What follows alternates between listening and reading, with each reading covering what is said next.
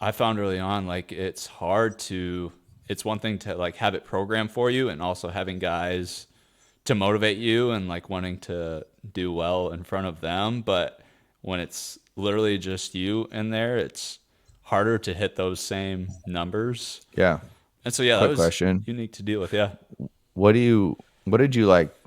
And it's maybe not one thing, obviously, set by set. There's so many reps and sets and stuff. But like, as you progress, like, what was your motivation between sets to go at something like from the floor? I mean, it takes some sort of a motivation. Like, what was your motivation at that point?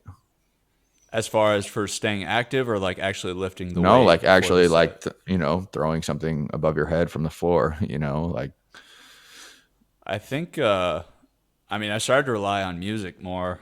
Um, you know, not having it from other people, I super started dope, getting into music and started getting into super like dope, hip hop super and sick. rap, which you put me onto. I had high school was always like rock, and then kind of the same in college, but you kind of put me onto like hip hop and rap, and so I started listening to new albums every day and compiling a So list of my okay, favorite artists. And tangent. All right, yep. yeah, So you started on we started on this, and you always stay through things better than I do. But you created a list of artists, correct? yeah. That's at how many artists now?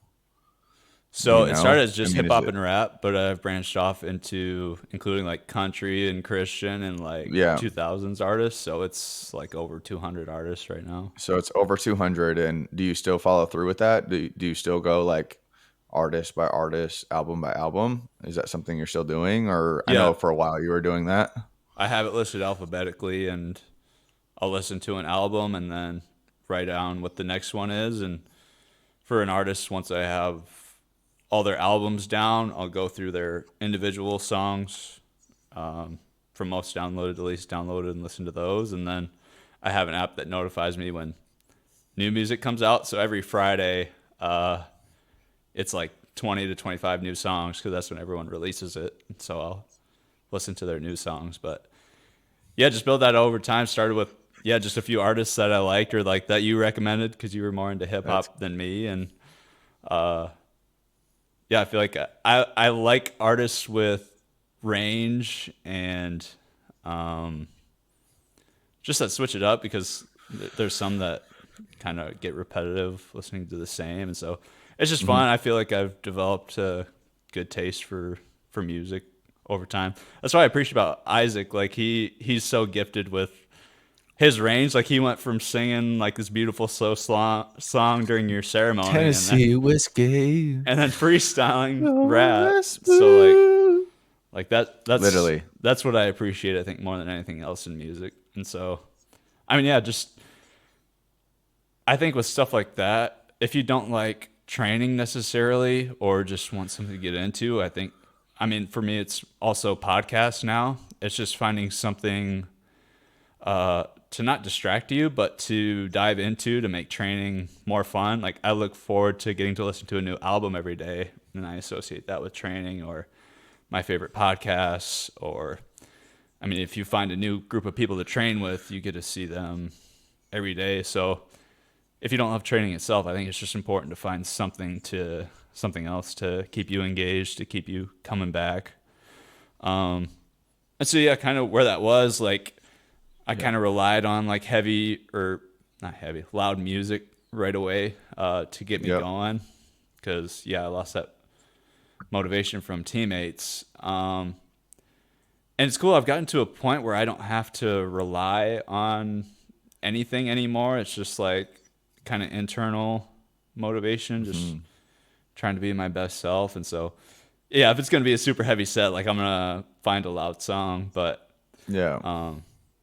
I found it's cool to get like a good Christian song on for those. Like it's almost like the message more instead of like the actual volume, or Yeah. Any even being able to artists do like it. Like there? what's that? Any artists there? Like I don't know, like Christian artists that really like maybe a couple that maybe you go to if you've got to do something like that. I mean, if it's like rap, maybe Lecrae, but Lecrae. Yeah. Otherwise, just something that's speaking to like what I'm thinking about or like going through at the moment. So just hit shuffle until I find something that like Till you find speaks it. to me or Yeah. yeah. That's cool. So yeah, Super cool. just I but think yeah, it's that's more a super internal. powerful takeaway is like, every stage of training and like trying to do better by your body, right? Because you have one body, and it's important to treat it well and to train well, and to run the race. Like it requires sometimes external motivation. I think that's a really powerful takeaway that I just got, is like how powerful music can be. I know it's been huge for you, and then like, how it like comes full circle is like, if I ever need like music recommendations or even for the wedding and stuff, it's like just the depths of music that you've looked into has rewarded me like tenfold. Like, I can't tell you how many drives or how many different situations I've put one of your playlists on. And I don't think you'll ever know the impact of that, but like it really has. It's, it's important, and it's necessary in certain stages of life for sure. So I think it goes hand in hand with training. I know it's not really where we intended this conversation to go, but Yeah. it's important to find motivation to do something. And sometimes a lot of times music is a really powerful and profound way to do that. So Yeah. Do you confine like the new albums to when you train? Like, is that something you keep to training only so that you look forward to it, or is there Yeah, that's the only time I ever do that.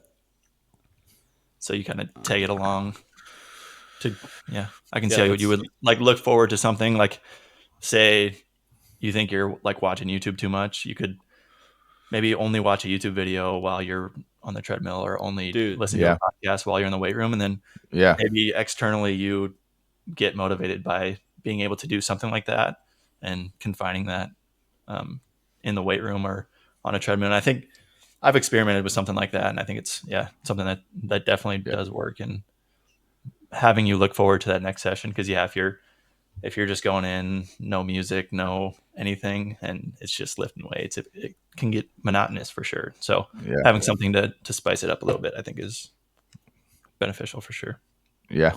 Yeah, and it's gonna be different for everyone, so you just gotta find Yeah. what that is for you. I think the podcast touch is great too. Like I've definitely like, well, I know it's fantasy football, but that's how I spend most of my drives to Ames. Is like, I look forward to the next footballers podcast, because whether it's dynasty or just their regular redraft, it's just like it helps me get through something that I have to do. It's something I look forward to doing. It's really powerful. Yeah.